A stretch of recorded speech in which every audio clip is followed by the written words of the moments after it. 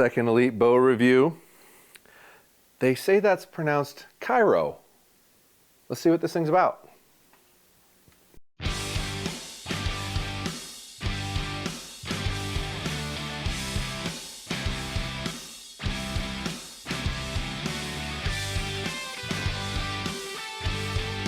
Welcome back to the YouTube channel. MFJJ here with PodiumArcher.com, talking about the new Kairous, or what you should call it is an Ethos short draw, because that's exactly what it is. It's the same riser, same limb, same pocket, same assembly as an Ethos with a shorter wheelbase wheel.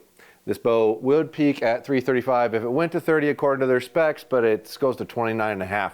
And the actual draw length spectrum is 24 to 29.5. This is the same cam that's on the Allure, the new short draw length. I'm not going to say ladies bow because it's not marked as that, but it's a shorter draw length, lighter poundage performance bow. Call it that.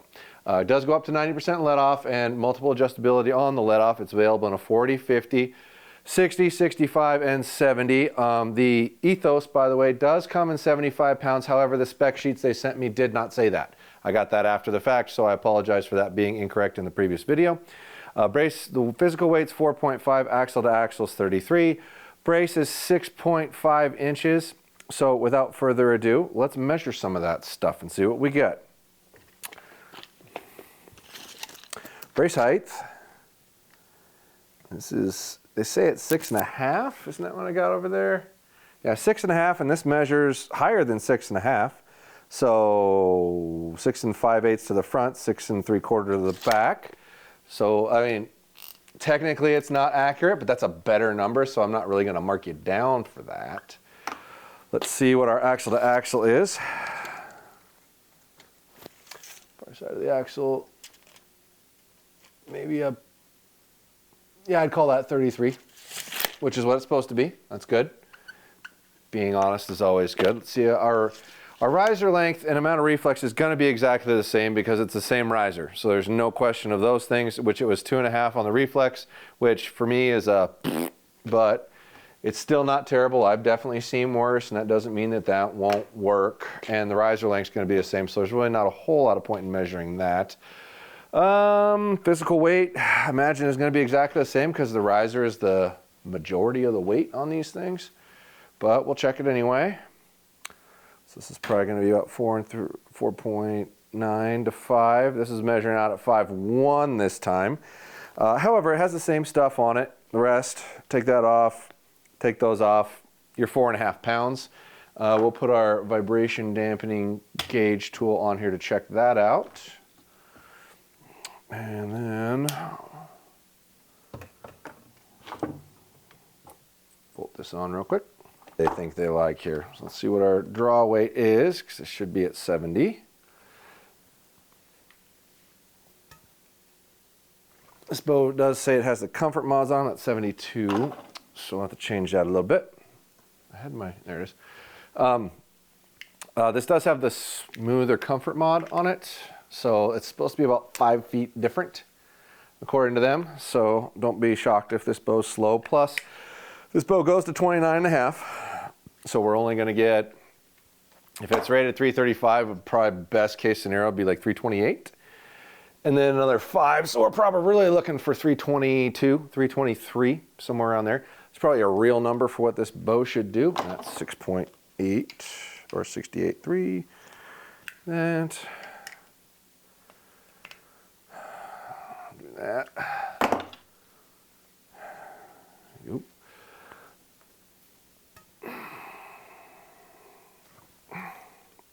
$69.9. We'll go with that. It's close enough. Back in the draw board here. All right. So back in the draw board, that is measuring. So the pivot point and their bolt hole and the front of their bolt hole are about square. So I would say if you were measuring this, you'd want to measure to the front of this rear hole or the pivot point. And that is spot on 29.5. So they said it's 29.5, and that's exactly what it measures at. Good on you. On? All right, so this will be just for feel. First couple we fire out of the Kairous here. See if the cam cycle feels any different or the vibration feels any different because of that different cam on there with 350 grain arrows at 70 pounds. Gotta get the proverbial elbow pop in there first. I'm an old man these days, apparently. So oddly enough, I actually feel some vibration in this bow, and I really didn't in the ethos. It'll be interesting to see if that tool actually measures that or not, because I can feel this surging. Now, granted, that's measuring the peak, not a reverbal, so it may not show a different number because there's not a lot of initial vibration. It just kind of hangs on for a little while, which I'm not sure why. Because in theory, these are the same bow, right? The same riser, the same limb, same pocket. So the deadness of this in your hand should be the same. Kind of makes me wonder if something's like loose on here. Let me shoot this one more and see if I can find something that's vibrating. Because it really shouldn't. I was incredibly impressed with the feel of that one on the shot. But once again, the tool measures it, so you can eliminate personal bias. Yeah, it's still vibrating for a bit. Let's see. Nothing's vibrating. So that cam may like want to jostle a little bit back and forth in slow-mo and send that through the riser. We'll see. All right, first shot with the tool. Let's see what we get. Let's see if this actually ranks higher or not, because it does feel different.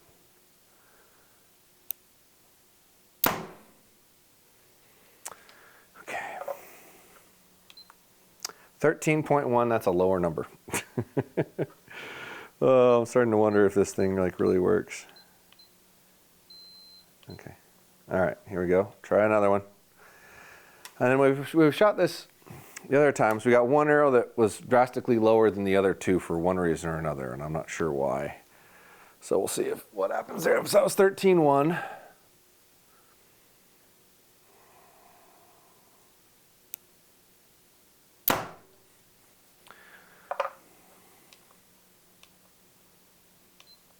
$14.77, which is still a lower number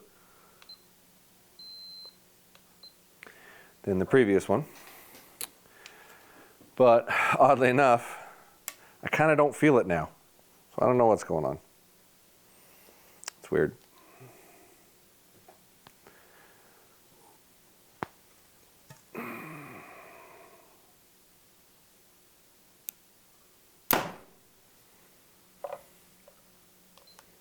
$16.31. Do you remember what the previous one was at? 14.7. So we're going to call it, I think we're going to call it about 14, I'll call it 15. Straight 15, the average of the three, which is still the lowest number we've gotten on this thing. All right, this is at 29.5 inches and 350 grain arrows and 70 pounds with a smooth mod, because that's what they send this bow with. So we'll see what we get. Well, that's not right. Disregard. I'll try her again. Every once in a while you get a funny number that doesn't make sense. I'm pretty sure this thing's faster than 135 feet a second. 322, which is real close to what I said we should be looking for.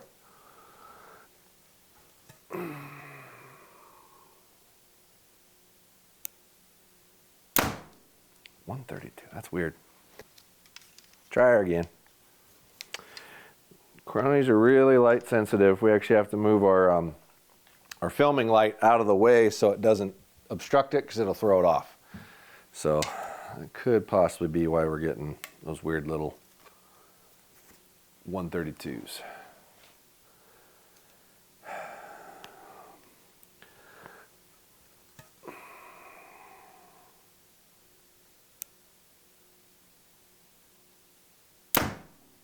$323.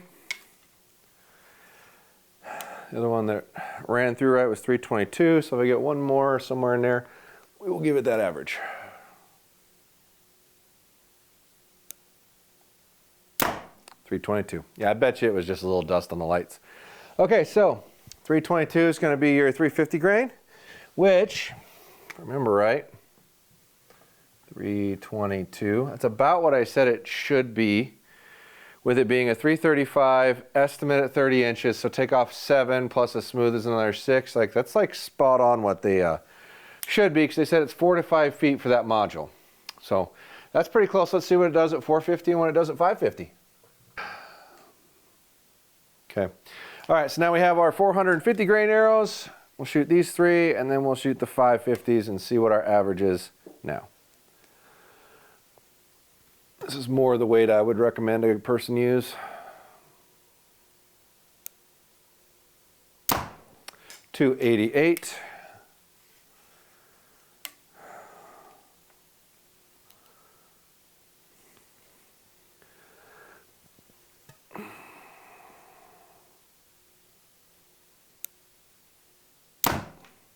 God, we're keep getting a funny number on there, 130. 288. I bet you I'm just drifting too far off to the left over the sensor and it's not picking it up. I'll shoot a little bit farther to the right. 288.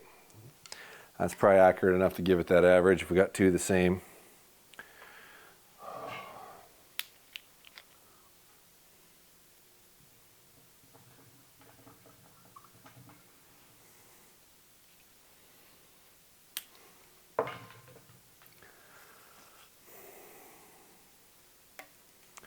And the heavies, 550, here we go.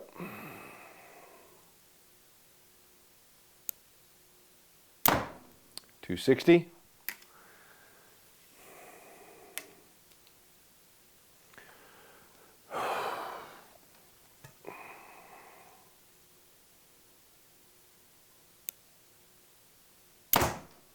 $259.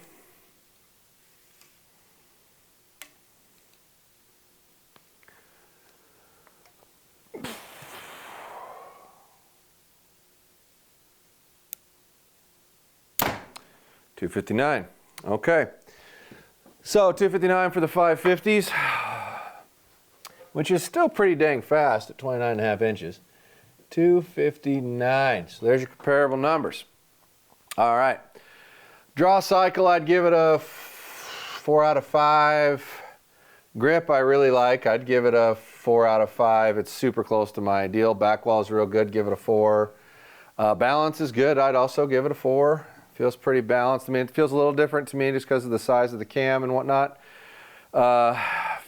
Tunability, I would give it a 4. I really prefer, and somebody commented on the previous video about it being Bowtech's cam alignment technology being inferior. Anybody that tunes bows and works on bows for a living will typically agree to you that the right way to tune a bow is to move the cam back and forth. It's the most effective way and it's the most efficient way, which is why I don't give you a 5.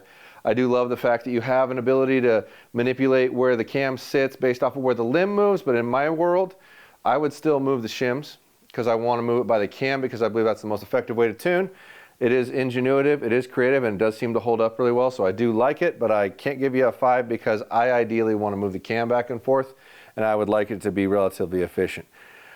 Features, it does have an integrated spot for a V-bar, which is kind of cool, but it doesn't have front or rear mount attachments, and whether those are gimmicks or not, in your opinion, the majority of the industry is doing that.